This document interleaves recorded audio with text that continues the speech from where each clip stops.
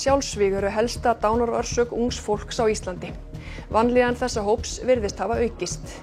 Fagstjóri hjá Pieta-samtökunum segir mikilvægt að ræða vandann, hjálpina er að fá. 16 létust þegar vagn fullur af fólki rann á hús í Lissabon í gærkvöld. Þjóðarsorg hefur verið lýst yfir í Portúgal. Sú heift sem skapast hefur í umræðinu hér á landi er nýr veruleiki, segir framkvæmdastjóri fjölmiðlanefndar. Lögregla vaktaði heimili þingmanns Miðflokksins í nótt og starfsfólk samtakanna 78 verður fyrir ítrekuðu aðkasti. Samband sveitarfélaga á höfuðborgarsvæðinu skoðar að stofna nýjan sérskóla fyrir fötluð börn og börn með fjölþættar þarfir. Bæjarstjóri Hafnarfjarðar bindur vonir við að skólinn taki til starfa innan fárra ára. Ömmur sem þeyta skífum og segja sögur er yfirskrift gjörnings á Hamraborg festival sem nú stendur yfir.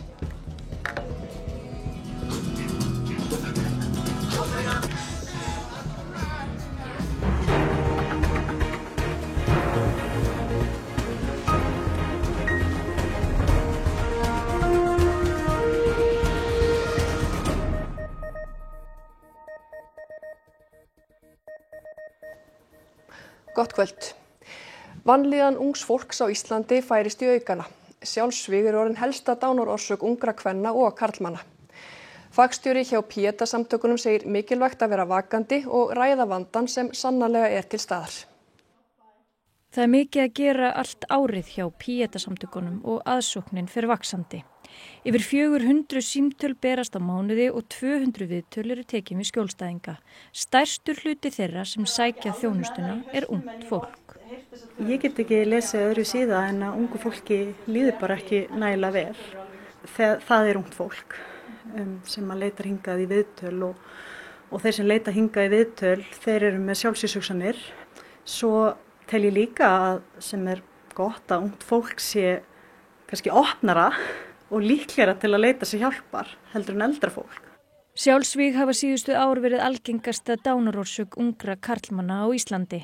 Undanfarin ár hefur sjálfsvígum karla þó fækkað en sjálfsvígum kvenna hefur fjölgað. Ný rannsókn bendir til þess að kynjahlutfallið sé að jafnast. Sjálfsvíg eru nú einnig algengasta dánarorsök ungra kvenna.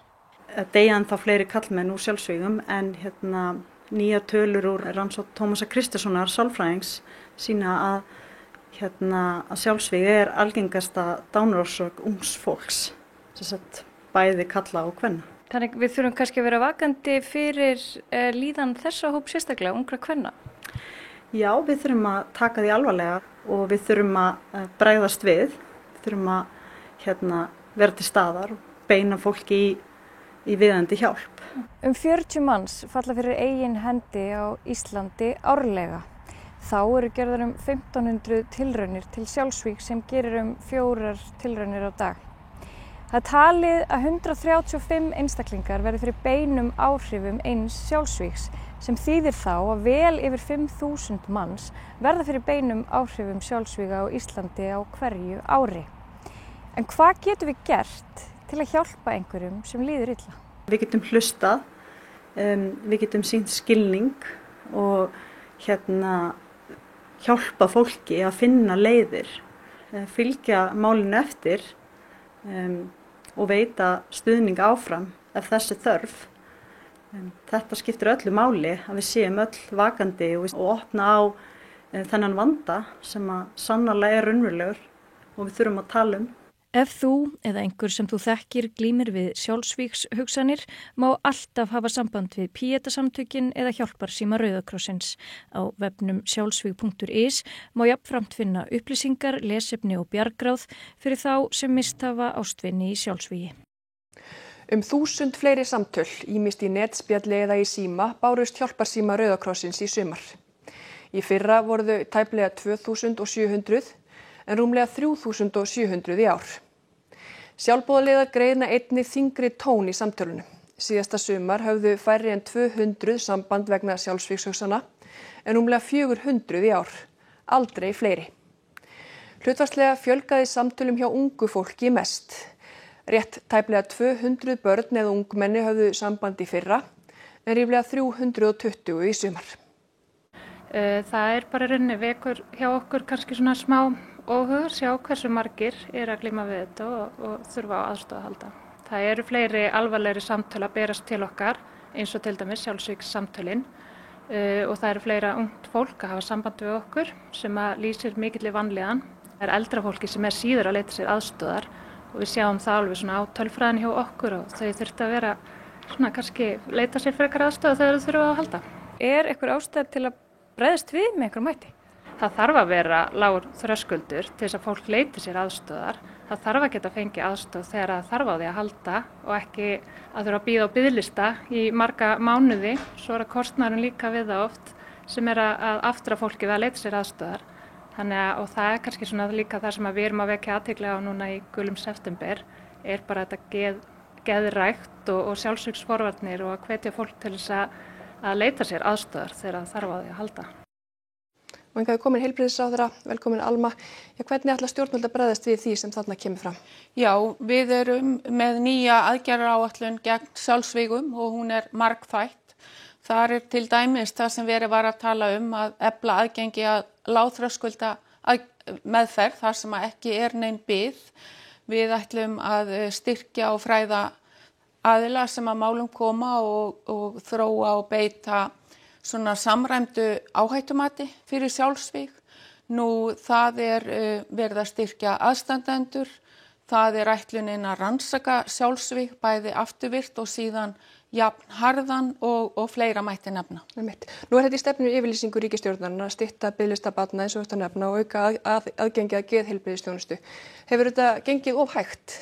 Já, það er mikil innviðaskuld í geðheilbrigðismálum og við höfum verið að verja minna af fjármunum til þeirra þjónustu heldur en til dæmis Danir. En við ætlum að bæta ágætlega á næsta ári.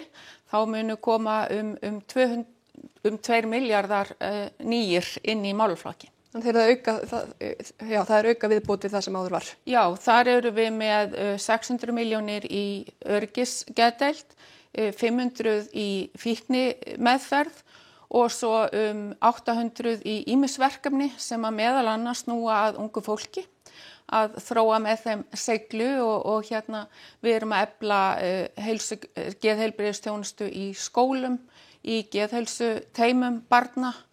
Við erum með bæði skimun og ætlum að þróa meðferðarúrræði fyrir börn sem hafa verið beitt ofbeldi og aftur þessi lágþröskulda þjónusta þar sem ég bæði mæli með þjónustu Rauða krossins og ég tala nú ekki Píeta, þannig að það er mjög margt verið að gera. Og eins og þarna kom fram, bæði Píeta og Rauða krossin mæla þessa auknu vanlíðan ungs fólks. Hvað svona þínu mati getur við bara sem samfélag gert til að bæta líðan þessa hóps? Ég held að við eigum að horfa meira inn á við og ég er sjálf að láta taka saman svona nýjar áskoranir í lýðheilsu barna. Það er mjög margt undir, notkun samfélagsmiðla, aukin einmanaleiki og margt fleira. Þannig að hópur er að kortleggja þetta og síðan til hvaða aðgerða hægt er að grípa. En við eigum fyrst og fremst auðvitað bara að fylgjast hvert með öðru og spyrjum líðan og kynna okkur hvernig við getum tala við fólk. Og við þurfum að láta alla skilja, sérstaklega þá sem eru með sjálfsvígshugsanir, að það er alltaf hjálp að fá. Kærar þakkir fyrir komuna, Alma Möller. Takk. Og þá út í heim. Þjóðarsorg hefur verið lýst yfir í Portúgal þar sem 16 hið minnsta létust þegar vagn á togbraut hafnaði á byggingu í miðbæ Lissabon.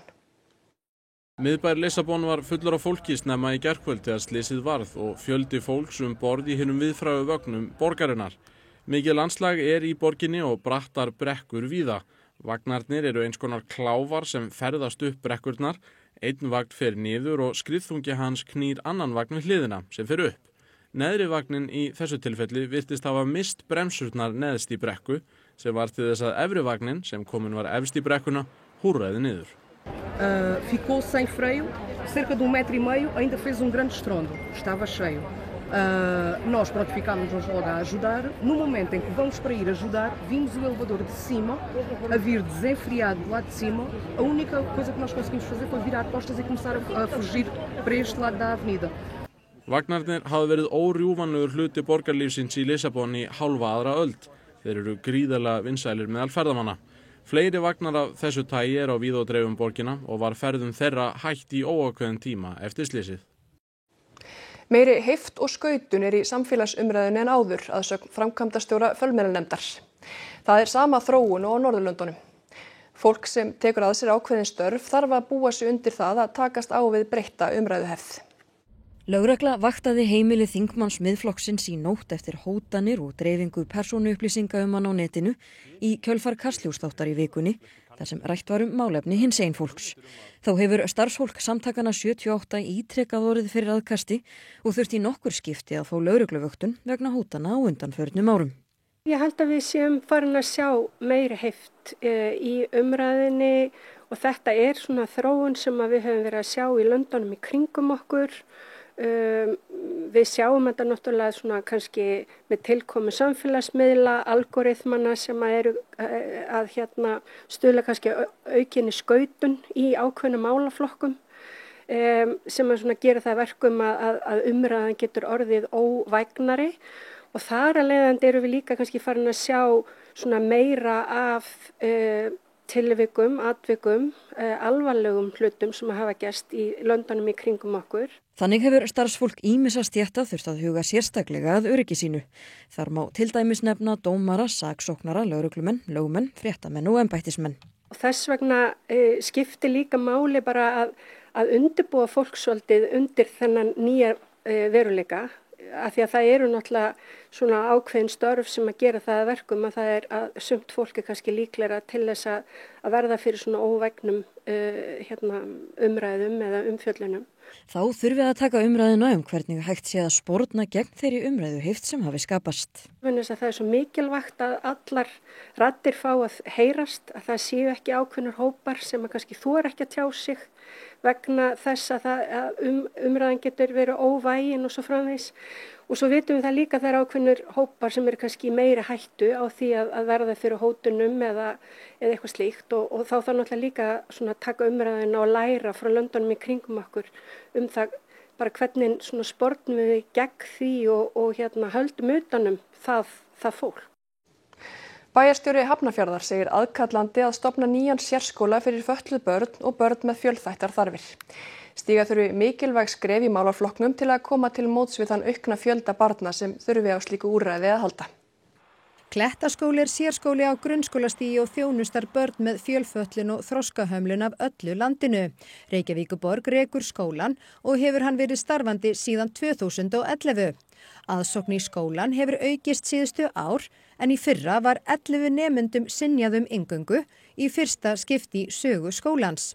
Í ár var 26 börnum synjað. Náttúrulega klárlega sem við þurfum að taka höndum saman, sveitarfélögin hér á höfuðborgarsvæðinu og ríkið að stofna nýtt úrræði, sambærilegt og Klettaskóla. Greiningarvinna og úttekt á stöðunni stendur nú yfir af hálfu samtaka sveitarfélaga á höfuðborgarsvæðinu.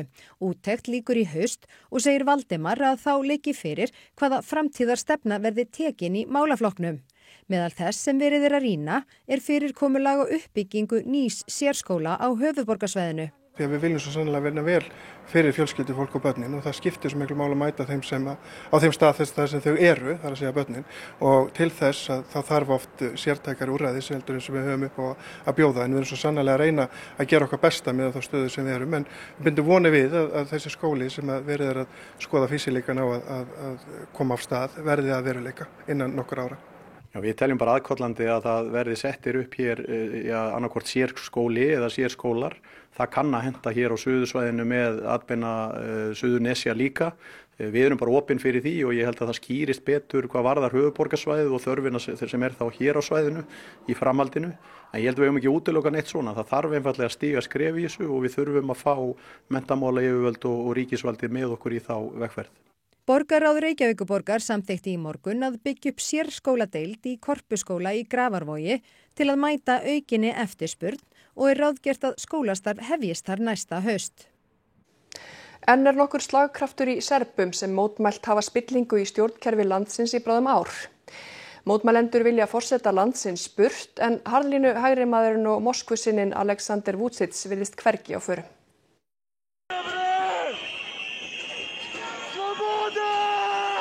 Dag eftir dag Mánuð eftir mánuð hafa Serbar komið saman til mótmæla landið allt í næstum heilt ár. Stundum bara nokkur hundruð í einu, stundum 100.000. Tilefnið þetta. Þak á lestarstöðinni í borginni Novi Sad hrundi í nóvember í fyrra og 16 létust.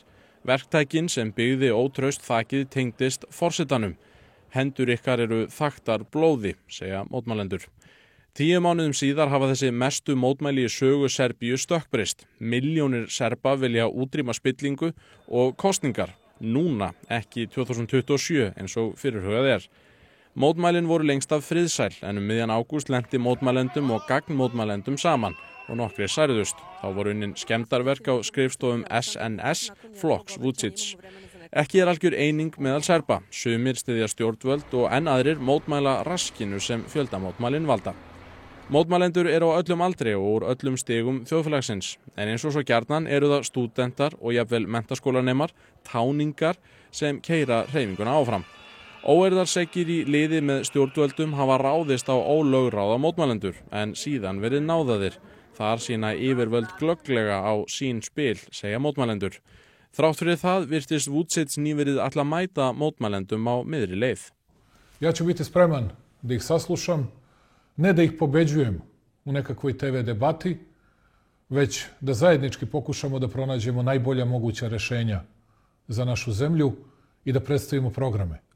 Mótmælendur efast þó einlægni forsetans. Hingað til hefur hann ekki mætt kröfum þeirra nema á tákgrannan hátt, eins og þegar ráðherrar sögðu af sér en aðrar alveg eins fígúrur voru skipaðar í staðinn. Og meðan mætast stálin stinn, forsetinn sem virðist hvergi ætla að kvika frá sínu og mótmælendur sem halda áfram að flikkast út á götur. Dag eftir dag, mánuð eftir mánuð. Oddur, þessi mótmæli hafa staðið yfir nú í 10 mánuði eins og þarna kom fram. Sífellt að bætast í hóp mótmælenda eða sveiflast fjöldinn svolítið fram og tilbaka? Já, þetta sveiflast svolítið. Þetta kemur svona í köflum. Sumir mótmæladagar eru mjög fjölmennir og stórir, aðrir svona minni og það eins og gengur. En svona heilt yfir þessa 10 mánuði þá hafa mótmæli verið ansi þétt. Saman bara síðast í fyrrakvöld að þá voru mótmæli í Novi Sad, í háskólum í borginni Novi Sad, en þar sem lestarslysið varð. Þar voru mótmælendur að reyna að raska því skólastarfi sem að fara núna aftur á stað eftir sumarið og lögregla þurfti að skýrist í leikinn þar. Og svo daginn áður að þá söfnuðust Serbar í borgum og bæjum saman og gengu fylltu liði í hljóði göturnar og myndust þannig fórnarlambana í Novi Sad í nóvember. Þannig að þetta hefur verið svona mjög þétt, kannski ekki á hverjum degi en mjög þétt síðastliðna 10 mánuði og já, fer svona kannski heilt yfir vaxandi. Nú forsetinn Vučić svolítið svona óhefðbundi leiðtogi ef við allavega berum hann saman við aðra evrópska þjóðarleiðtoga. Serbía er auðvitað ekki í NATO, ekki í ESB og svo sáum við nú ekki betur en hann hefði verið viðstaddur hersýninguna í Kína á dögunum þar sem að forseti Rússlands og leiðtogi Norður-Kóreu og aðrir voru samankomnir. Hefur þetta einhver áhrif, það er að segja þessi svona sérstaða hans meðal flestra annarra þjóðarleiðtoga? Já, það gæti alveg gert það. Hann er eins og segir Vučić ekki leiðtogi sem er í NATO eða er í ESB og hefur á sinni stjórnartíð, hann tók við sem forseti árið 2017, hefur hann svona þótt hallur undir Pútín og Moskvu og maður getur svona ímyndað sér að leiðtogar annarra ríkja einmitt í NATO og ESB hugsi, já blessunarlega er hann ekki hérna með okkur af því að hann er svo á allt öðrum meði en við hefum nú fullt í fangi með Viktor Orbán, forsætisráðherra Ungverjalands sem er svona stundum steitin hefur á móti. Þannig að maður getur ímyndað sér að þetta hafi áhrif, jú, og hann er auðvitað ekkert verri leiðtogi fyrir það eitt að vera fara ekki fyrir landi sem er í NATO eða ESB, ég er ekki að segja það. En jú, maður getur svona ímyndað sér að fordæmin fyrir hans stjórnarfæri komið þá einmitt ekki þaðan, heldur frá einhverjum öðrum stöðum, til dæmis eins Rússlandi og Pútín, góðvinni hans. Nákvæmlega. Kærar þakkir fyrir þetta, Oddur. Rúmlega 60 ný hjúkrunarrými á Hrafnistu við Boðaþing í Kópavogi voru opnuð formlega í vikunni. Félagsmálaráðherra segir mikilvægt að eyða biðlistum sem hafa aldrei verið lengri. 3, 2, 1, Nýja hjúkrunarheimilið tengist þjónustumiðstöð, núverandi hjúkrunarheimili og leiguíbúðum aldraðra og innangengtir á milli bygginga. Hrefna Lárusdóttir, íbúi á heimilinu, flutti inn miðjan ágúst og unu sér þar vel að eigin sögn. Hún segist lengi hafa haft hug á að komast inn á hjúkrunarheimili. Bara óskin mín að komast á svona stað til þess að hafa manneskjur í kringum mig og hjálp eins og ég þyrfti. Ég get nú margt sjálf sko, en ekki lagast maður komin á 93. árið. Hrefna kann vel við starfsfólkið og segir félagsskapinn á heimilinu skemmtilegan. Matseldin sé heldur ekki af verri endanum. Fengum heislátur í hádeginu og það þótti fullorðna fólkinu gott. Biðlistar eftir hjúkrunarheimilum eru lengri en nokkru sinni fyrr. Stjórnsýsluúttekt Ríkisendurskoðunar á Landspítalanum í júlí leiddi í ljós að rekja mætti álag á spítalanum til skorts á hjúkrunarrýmum. Gert ráð fyrir rúmlega 100 nýjum hjúkrunarrýmum á þessu ári en það breytir litlu því tæplega 700 eru á biðlista. Rýmunum fjölgaði ekki nema 40 á árunum 2017 til 2024. Ráðherra málaflokksins segir það markmið ríkisstjórnarinnar að eyða biðlistunum. Það eru sennilega hátt í 600 hjúkrunarrými sem við verðum búin að opna áður en þessu kjörtímabili lýkur og það bara það sem á borðinu núna, alltaf fleiri sem eru á leiðinni. Við ætlum sem sagt að eyða biðlistum fullorðna fólksins okkar. Gjörningurinn DJ Amma fer fram í Kópavogi á lokadegi Hamraborg Festival. 5 ömmur þeyta skífum og segja persónulegar sögur sem tengjast tónlistinni. Og Erla María Davíðsdóttir í Gerðarsafni. Erla, hvernig standa ömmurnar sig? Þær eru að standa sig gríðarlega vel og marka má áhorfendurna hér. Það ekki þetta að rifna húsinu á það þegar ungbarnasljómsveitin Rammstein fékk að hljóma. En það er búið að vera rosalega gaman, mikil stemning hérna í dag og hér eru hérna hjá mér listrænir stjórnendur þessa gjörnings í raun og veru, Ásrún og Halla. Ásrún, segðu mér hvernig kom þetta allt til, DJ Amma? Okkur langaði bara að halda partí og fá óleiklega DJ til að spila í þessu partí og sjálfsögðu voru það ömmur. Já, við bara dyrkum ömmur og eldri konur og viljum gefa líka fleiri röddum sviði, það er að skilja að fá DJ. Þannig að hérna eru allt konur komnar yfir eftirlauna aldur og var ekkert mál að fá þar til lags við ykkur? Nei, það var bara furðu auðvelt. Við auglýstum á Rás 1 og samfélagsmiðlum og þær höfðu samband. Já, það var Rás 1 sem eiginlega kom sér gátt. Og hjá mér er ein amman, DJ Amma Ása. Þú ert að fara að stíga stokkirna bara eftir smá stund. Svona, hvernig er tilfinningin? Tilfinningin er góð og ég fann sérstaklega fyrir því þegar að barnabörnin og börnin eru komin hérna og þeim finnst þetta svo geggjað, þá síðast þetta inn hvað þetta er í raun og geggjað og ég þakkláttur. Og segðu mér eitt, bara var ekkert mál, hvernig var þetta þegar þau komið til málsverðing, þú voru að taka þátt í þessu DJ Amma, það þurfa að læra tæki og tón, hvernig lagðist það í þig, er þetta bara ekkert mál? Ég hef ekki alveg góð saman, það er svo mikið. Ég bara spurði hvernig er að takast á við takkana? Takast á við takkana, það er ekki auðvelt, en þetta kemur og ég er bara hvetja fólk til að vera ekki hrætt við takka, maður verður bara að gera þetta. Þannig að það bara getur allt, aldur er engin tala. Hvað segir þú? Aldur er engin tala, maður bara getur allt. Maður getur allt og það er aldrei of seint. Takk fyrir þetta, Amma Ása, gangið þér vel, en við kveðjum hérna úr svakastuði í Kópavoginum. Takk Erla María og allar ömmurnar. Nýnemar í Menntaskólanum í Reykjavík voru tolleraðir í dag við hátíðlega athöfn. Venju samkvæmt leiddu elstu nemendur skólans busana í gegnum táknræna eldskírn með tolleringu. Athöfnin hófst á bjölluslætti og voru nýnemar teknir út úr skólastofan. Þá var gæinn sem er hjá hann á bjöllunni, hann bjallar 12 sinnum og á 12. slagi þá hlaupum við öll inn og bara brjálumst, fattari, og erum bara að segja öllum bara, þú veist, bara að segja öllum að fæða barn og eitthvað svoleiðis, og erum bara ógeðslega við busana út af því að þeir eru busar. En svo þegar við tollurum þau og lenda, þá eru það ekki lengur busar, heldur Ameríkar, og þá erum við góð við þau. Busar og þeir lenda sem Ameríkar. Og þá erum við góð við þau. Og þá fæðum mjölk og kökur. Svo gaman, þetta var bara alveg nýtt, glænýtt, ógeðslega skemmtileg upplifun. En hvernig er að vera svona hent upp í loftið og veit ekki hvað gerist?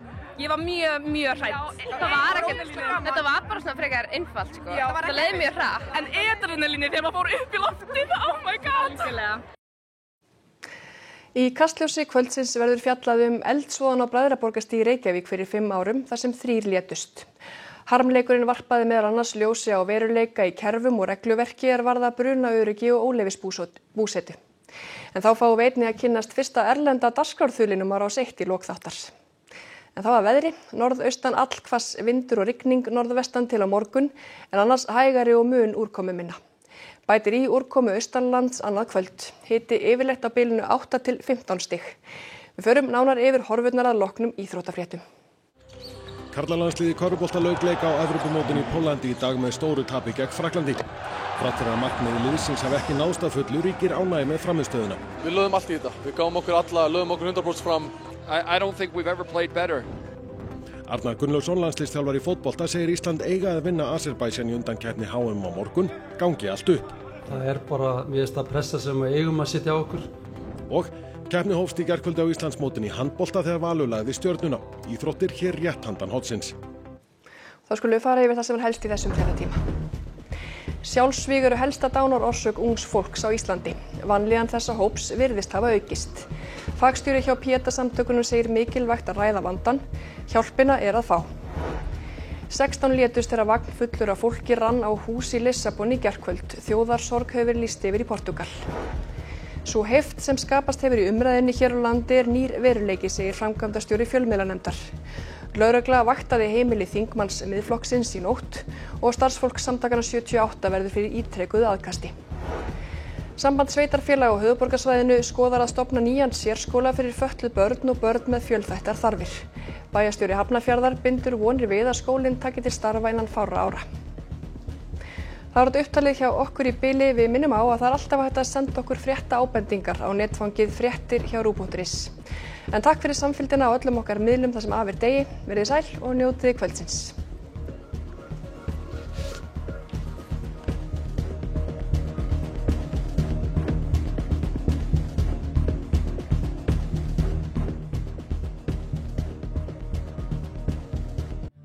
Á RÚV í kvöld.